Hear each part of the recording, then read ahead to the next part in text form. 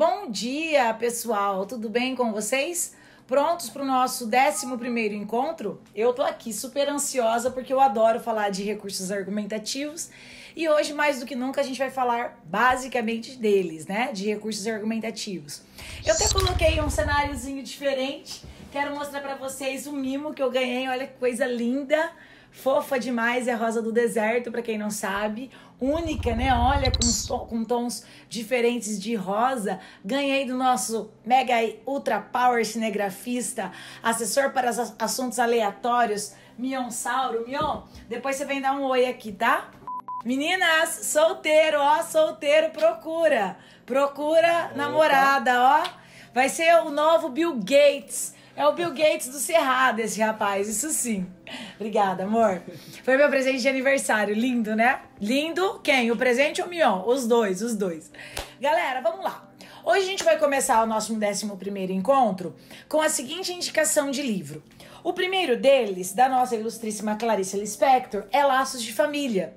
E por que, Pri, você está trazendo justamente hoje Laços de Família? Bom, o tema da semana, não sei se vocês já deram uma espiadinha aí, é sobre o papel da família e da sociedade para garantir saúde mental do ser humano. Então vejam, vocês vão envolver nessa semana saúde mental, família e sociedade. Não adiantava, né? Eu não podia ter colocado só saúde mental. Eu tinha que complicar a vida de vocês, não tinha? Pois é, então eu vou complicar o suficiente. Vocês vão ter que falar qual é o papel da família e do Estado frente à preservação da saúde mental. E por que eu tô indicando os contos da Clarice aqui no livro Laços de Família? Vejam, não é laços com família, é laços de família. Esses contos todos, sem uma necessidade de ser panfletária. O que é panfletário? De levantar nenhuma bandeira, de falar da importância da família que está certa, a família que está errada, a família que se comporta melhor, a família que se comporta pior. Na opinião da Clarice, nada disso. Ela só retrata, conto por conto, fatos cotidianos que envolvem personagens das nossas famílias. Ela mostra, por meio desses contos, como são os jantares, quando a família está estremecida, quando a família realmente se quer bem, ou quando vocês vão percebendo, e a gente vai percebendo que no dia a dia, alguns problemas familiares, alguns desacordos, desajustes familiares, eles vão se propagando. E como isso vai machucando aqui, vai machucando ali, e como esses problemas de família, eles vão sendo levados ao longo da vida, caminhando ao longo da vida desse indivíduo que vai crescendo e vai lembrando daqueles resquícios, daqueles problemas que eles tiveram durante a infância ou eles tiveram na formação educacional dentro de casa. Ela não levanta nenhuma bandeira de sexismo, ela não levanta nenhuma bandeira de estar certo ou estar errado, vamos todos, irmãos de mãos dadas, fazermos uma família melhor, nada disso. A Clarice, ela também não tem nesse livro o objetivo de querer mostrar o que é certo e o que é errado. Ela só reflete, por meio de contos, ações do cotidiano. Na verdade, são até crônicas, né? Fatos do cotidiano pelos quais eu passo na minha família, vocês passam, todos nós passamos. E aí que tá, cabe a você, leitor, cabe a mim, leitora, identificar quais são as críticas ou qual é o retrato, o que ela quer com aquilo. Se ela tá simplesmente mostrando os personagens ou se por trás daquilo ela tá fazendo eu me enxergar, você se enxergar no papel daqueles personagens. Então vale muito a pena a leitura dos contos. Você não precisa ter uma ordem para ler Laços de Família. Você pode ler de acordo com o que você quiser, de acordo com aqueles que pelo título vai te chamando mais a atenção. Então, ó, tem vários aqui. Tem a Preciosidade, tem o Jantar, que é fabuloso. A Menor Mulher do Mundo, Feliz Aniversário, que é um dos mais famosos, A Imitação da Rosa, Uma Galinha, que é super famoso também. Aliás, galera, se tem pessoa que gosta de galinha, é a Clarice Lispector. Então ela sempre, aliás, os literários de modo geral, eles usam a figura da galinha em muitos contextos, né? Se a gente for observar a própria capa, pelo menos essa edição, não sei se dá para vocês terem foco aí, olha a figura de uma pessoa ausente, sozinha, abandonada, o que é que muitas vezes acontece com muitas famílias, né? Vão se distanciando, se dilacerando e acabam cada um ficando no seu canto, ficando no seu universo fechado, se distanciando física e emocionalmente. Aqui nos contos de Laços de Família, vocês vão perceber que o distanciamento ocorre sobretudo no campo psicológico, nem tanto no campo físico, mas no campo psicológico, tá bem? Então, a minha indicação de leitura de hoje é, primeiramente, Laços de Família. E em segundíssimo lugar, mas não menos importante, a gente costuma dizer que a gente deixa pro final sempre o que é melhor, né? Então eu não vou deixar pro final o que é melhor, eu vou deixar pro final o que é ótimo. Eu vou hoje sugerir para vocês também o livro A Hora da Estrela. Bom, eu vou contar para vocês um pouco, porque eu sei que muitos alunos sentem muita dificuldade em interpretar o que a Clarice quis com o livro A Hora da Estrela. Vejam, a primeira coisa que vocês precisam perceber é que a Clarice, ela não se coloca numa condição feminina, ela se passa, e isso é o que muita gente acredita, né? Ela se passa pelo SM, substantivo masculino, cujo nome é Rodrigo. O Rodrigo é um personagem, na verdade é um narrador personagem, que ele tem uma mistura de conflitos. Ele odeia a Macabeia, mas ao mesmo tempo ele ama a Macabeia. Ele quer ser a Macabeia, mas ele quer fazer a Macabeia acordar, porque ela é uma ameba. E você vai sentir esse ódio, você vai perceber isso no Rodrigo nos momentos de explosão. Então a primeira parte inteira do livro, a Clarice, vulgo Rodrigo, ele acaba falando sobre aquela mulher que ele vai falar. Então é uma coesão, vocês já estudaram com a coesão anafórica e catafórica, né? E nesse tipo de coesão é o que a Clarice faz com o Rodrigo. Ele vai falando dela, e ele não fala que é a Macabeia. Então ele vai falando sobre quem ele vai falar. Nas primeiras 70 páginas do livro, mais ou menos, né? Ah, não, o livro tem 90. Nas primeiras 40 páginas do livro, ele vai usando uma coesão catafórica, porque ele vai falando dela, a pessoa, a mulher, ela. Então ele vai usando elementos coesivos, mas sem dizer o nome da Macabeia. Só mais pra frente, no livro, é que ele explora quem é a Macabeia. Uma nordestina sofrida, tanto quanto muitas nordestinas, que deixam a vida no sertão e vão morar numa cidade grande.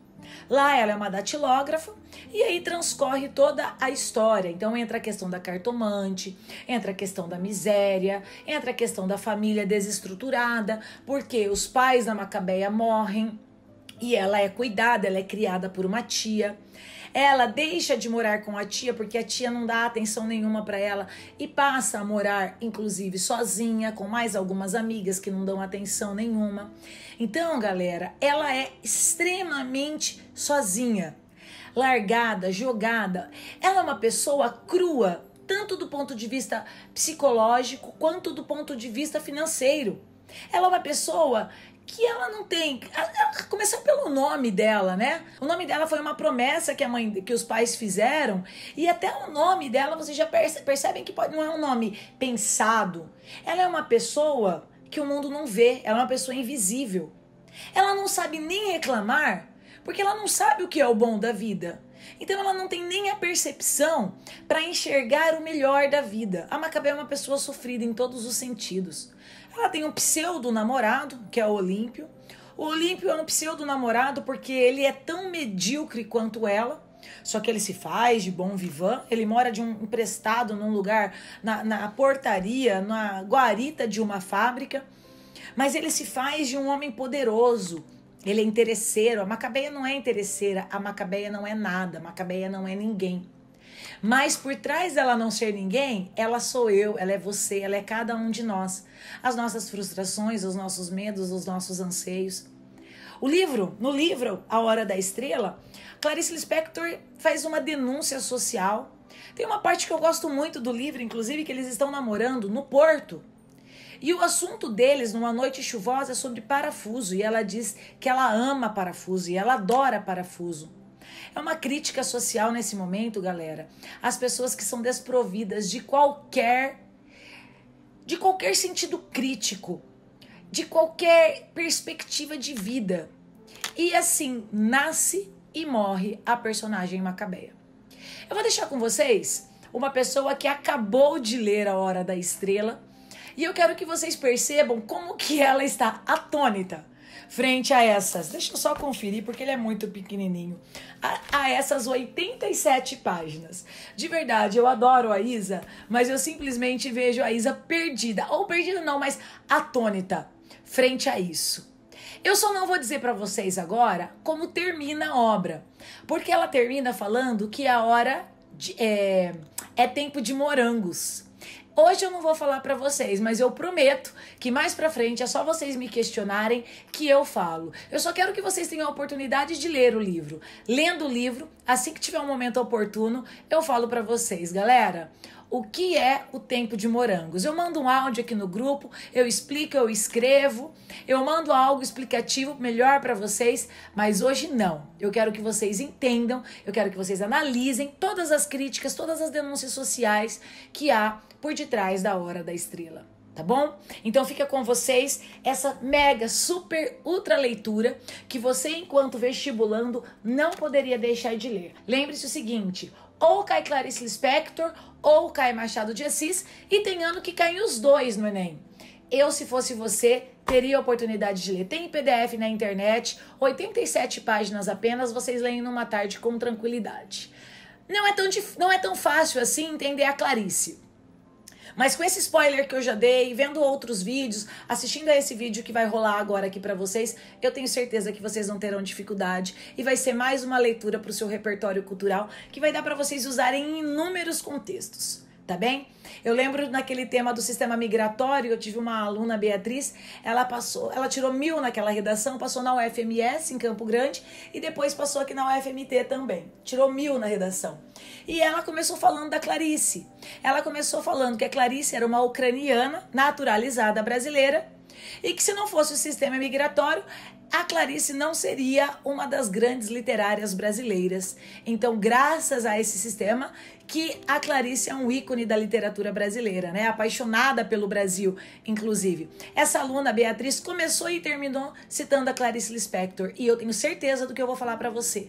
Não é possível que o seu corretor não conheça as obras da Clarice, porque o seu corretor fez letras e no curso de letras nós somos enfeitiçados pela Clarice Lispector, porque todos os nossos professores de língua portuguesa, de literatura 1 e 2, de literatura internacional, nos envolvem muito com a Clarice Lispector. Então aí, mais um motivo para você ler a Clarice Lispector e já começar desde a primeira linha do seu texto persuadir o seu leitor, tá bom?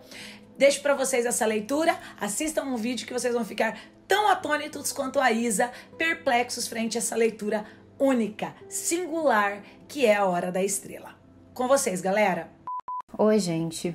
A resenha de hoje vai ser um pouco diferente. Na verdade, ela vai ser mais um comentário do que uma resenha, porque eu tô de tal maneira atordoada com a leitura que eu fiz essa semana, que eu não me sinto em condições de chegar a conclusões, de criar um texto que tenha começo, meio e fim.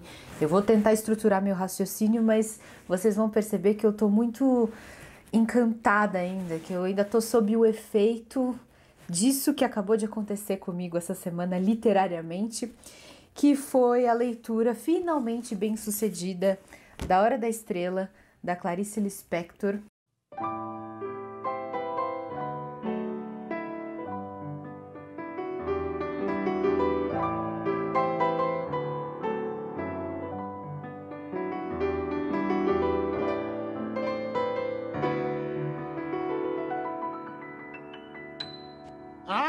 Agora eu entendi! Agora eu saquei! Agora todas as peças se encaixaram! Finalmente, eu tô me sentindo como naquele meme. Agora entendi! Agora eu saquei! Eu não tenho vergonha nenhuma de confessar que Clarice Lispector sempre foi um desafio pra mim. Desde o início das minhas atividades aqui nesse canal, eu dizia que era uma escritora que eu tinha dificuldade de entender, que eu tinha tentado diferentes vezes, inclusive A Hora da Estrela, e que eu tinha abandonado por não entender muita coisa. E bom, a minha maturidade como leitora foi aumentando conforme eu fui fazendo leituras e fazendo resenhas para esse canal. Comecei lendo contos dela somente, daquela coletânea Laços de Família, que foi uma experiência já muito melhor, mais bem sucedida do que as minhas desastradas tentativas de ler A Hora da Estrela e A Paixão Segundo GH durante o tempo da faculdade. Então eu já tinha me consolado um pouco por ter conseguido aproveitar os contos, mas ainda era um grande desafio que eu precisava superar. Os romances, especialmente o mais famoso de todos, que é A Hora da Estrela, o último que Clarice publicou em vida. Muitos o consideram a obra-prima de Clarice Lispector. E, bom, eu tô agora num novo cenário, numa casa nova. Essa ia ser realmente a primeira leitura que eu ia fazer, que eu ia começar aqui na casa nova e não na casa antiga. Então eu quis que fosse uma coisa marcante, resolvi, enfim, me desafiar. Espero que com isso eu também inspire vocês, tá? Se vocês têm algum livro, todo mundo tem, eu sei que vocês também têm, algum livro que vocês já tentaram e não passa da segunda página, e não rola e não adianta, deixa, para um pouquinho, guarda ele na estante, olha pra ele, olha pra carinha dele e fala: me aguarde, a gente vai voltar a conversar, vai lendo outras coisas, vai se desenvolvendo e depois retorne, vocês vão ver. Vai dar certo. E agora eu quero compartilhar com vocês um pouquinho desse arrebatamento que eu senti ao ler essa história. A Hora da Estrela é um romance muito curto. Essa edição comemorativa da editora Rocco, lindíssima, pode passar a impressão de que é muito grande. Mas na realidade, olha só, o texto mesmo, essa é uma outra edição que sinceramente eu gosto mais, a arte de capa, né? Eu acho ela mais bonita do que essa especial. Essa outra edição, que contém apenas A Hora da Estrela, mostra como é um texto magrinho, que não chega a ter nem 100 páginas. Mas independentemente do tamanho, não é uma obra que a gente lê num respiro só. É necessário fazer essa leitura com calma.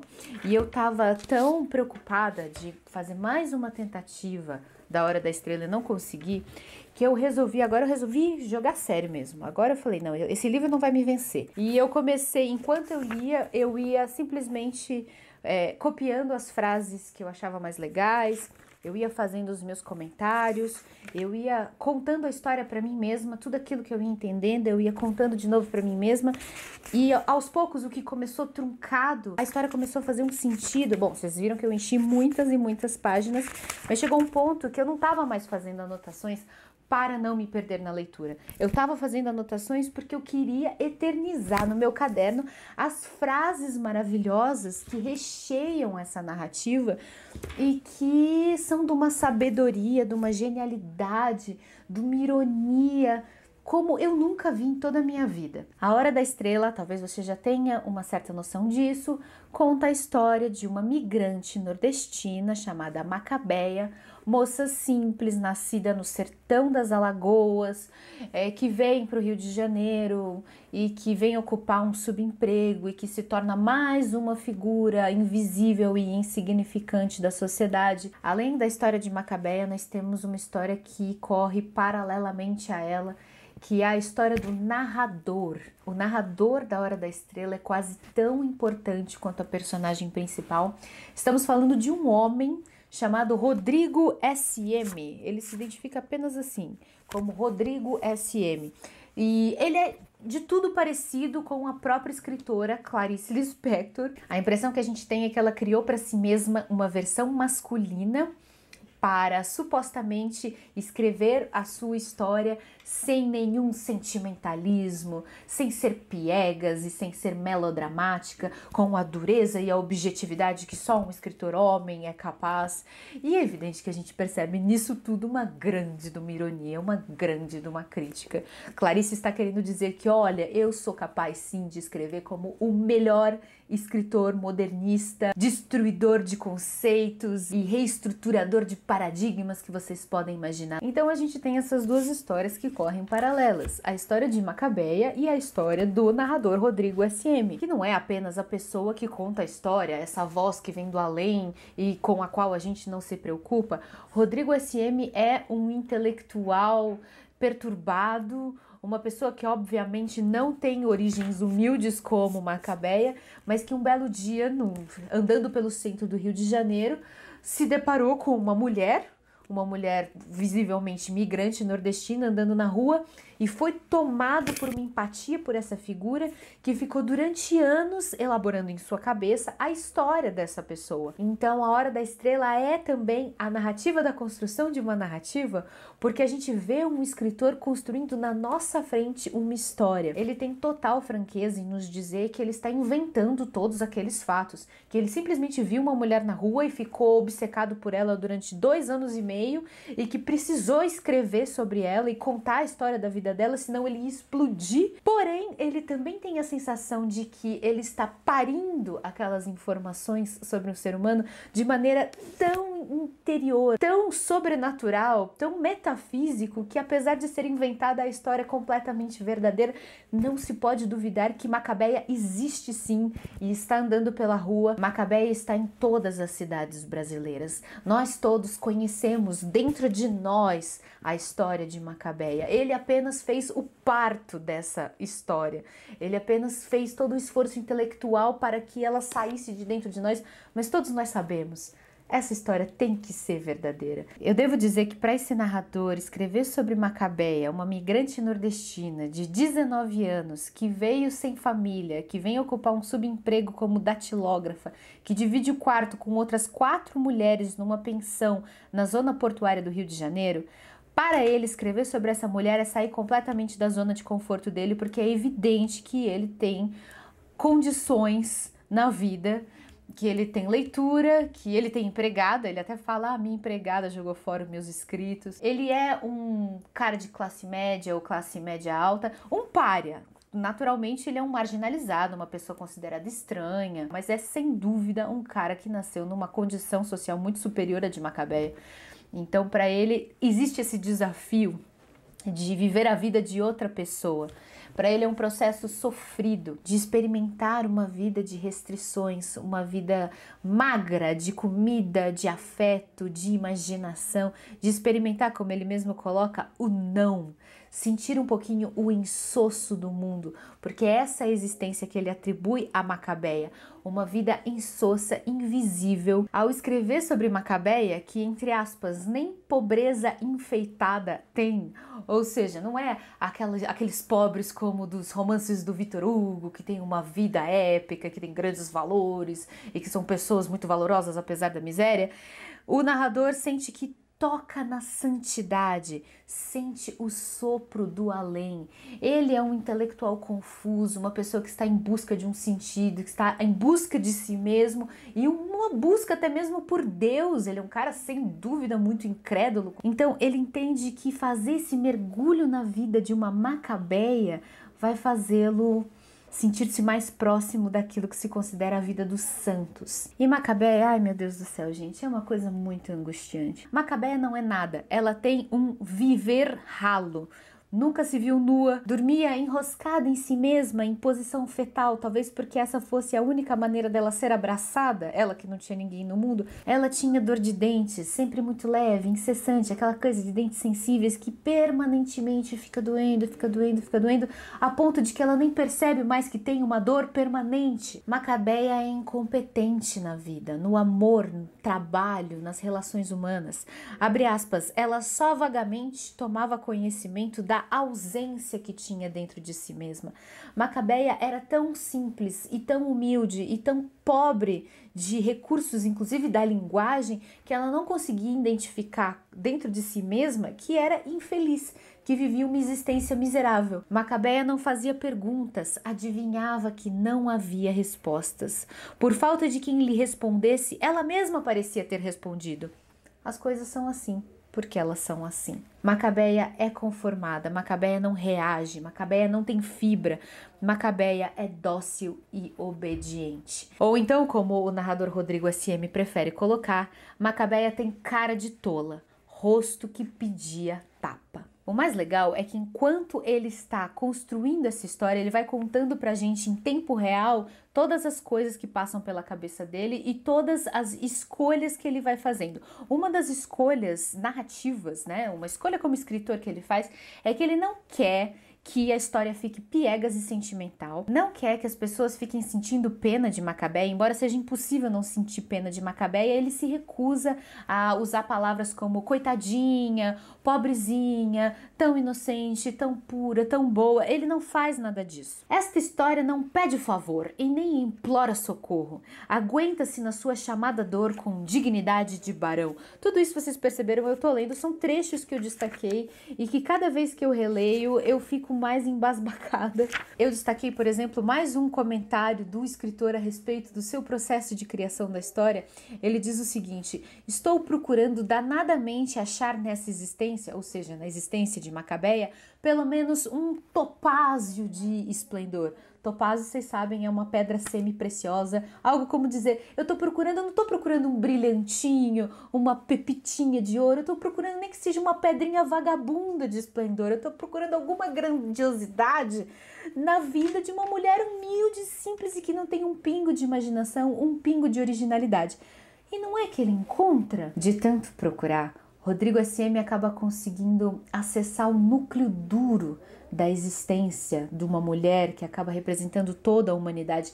Ele fica até assustado com essa descoberta e se pergunta: terei castigo de morte por falar de uma vida que contém, como todas as nossas vidas, um segredo inviolável? Conforme a narrativa se desenvolve, depois de a gente descobrir que Macabeia teve uma infância humilde, que não conheceu os pais, que foi criada por uma tia que não lhe dava carinho, não lhe dava atenção, muito menos proteção, que ficou órfã inclusive dessa tia, que não tinha ninguém no mundo, não tinha amigos, que depois foi mandada embora do trabalho, ou pelo menos recebeu um aviso prévio, que depois se apaixonou por um cara, um operário metalúrgico, e depois foi traída por esse cara. Depois de tanta desgraça, Macabeia cresce como personagem e adquire uma dimensão existencial. Abre aspas aqui. Tinha sonhos esquizoides, nos quais apareciam gigantescos animais antediluvianos, como se ela tivesse vivido em épocas as mais remotas dessa terra sangrenta. E a gente também descobre, para nossa surpresa, que Macabeia não é uma pessoa assim tão sem sentimentos e tão desconectada da vida como se fosse uma planta. Descobrimos que ela também tem dentro de si um ardor, uma volúpia, um desejo pela carne. Descobrimos que Macabeia, quem diria, também é impactada pela beleza misteriosa de Greta Garbo, mas que no fundo o que ela quer de verdade, e ela não tem vergonha de admitir, é ser voluptuosa, é ser irresistível como Marilyn Monroe. O narrador Rodrigo S.M. parece que vai descobrindo essa nova Macabeia ao longo da narrativa e vai transformando a vida dela em algo grandioso, até um gran finale que é de um esplendor. Se ele estava procurando um topazinho de esplendor, ele encontra um diamante de esplendor. Como eu disse ainda, eu não me sinto capaz, depois dessa primeira leitura, de me expressar. Eu só digo que eu fui muito impactada por essa história. De repente, a história se abriu para mim. Talvez tenha sido um processo semelhante ao do narrador Rodrigo S.M., que ficou anos e anos e anos com Macabeia fermentando na sua consciência até finalmente conseguir fazê-la nascer, fazê-la existir em forma de narrativa. Essa edição que eu tô segurando, embora não seja, na minha opinião, né, tem gente que deve achar mais bonita, mas embora não seja tão bonita quanto essa daqui, que é a mais econômica, ela é valiosíssima porque ela tem muito material extra. Ela tem, por exemplo, olha só, trechos dos manuscritos de Clarice Lispector. Olha só o nervoso dessa letra. Olha só o desespero. Realmente, Clarice Lispector era o narrador Rodrigo S.M. E além de trechos do manuscrito e de todo o processo editorial, né, de transcrição do manuscrito e mergulho no processo criativo de Clarice, nessa que é a sua obra-prima, olha só, ela rejeitando trechos inteiros. Além disso, tem 6 ensaios explicativos. Eu vou deixar o link dessas 2 edições da editora Rocco, a edição econômica, que só tem a Hora da Estrela mesmo, e a edição de luxo, capa dura, cheia de comentários extras, cheia de ensaios e, logicamente, o texto original. Aqui na descrição do vídeo, compra usando o link que eu deixo aqui na Amazon, porque é uma maneira de ajudar o canal. E eu quero muito agradecer também aos meus padrinhos e madrinhas, que me ajudam tanto com esse projeto.